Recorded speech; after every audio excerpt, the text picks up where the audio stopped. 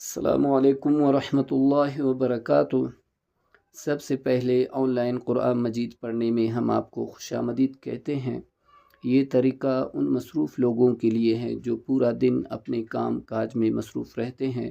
24 گھنٹوں میں سے اگر ہم 15 منٹ نکال کر اللہ تعالیٰ کی کلام سیکھنے کی کوشش کریں گے تو انشاءاللہ یہی 15 منٹ آخرت میں ہمارے لیے ذریعہ نجات بنے گا۔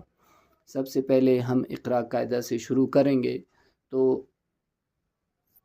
تختی نمبر 1 اگر ہم سمجھ جائیں گے، یہ بالکل اسی طریقے سے ہم سیکھیں گے جس طرح چھوٹے بچے سیکھتے ہیں، صحیح ہے؟ کیونکہ یہی سے اگر الفاظ آپ کے سمجھ میں آ گئے تو آخر میں انشاءاللہ قاعدہ بھی آپ لوگوں کے لیے آسان ہوگا اور روانگی کے ساتھ بھی آپ لوگ پڑھ سکتے ہو، صحیح ہے؟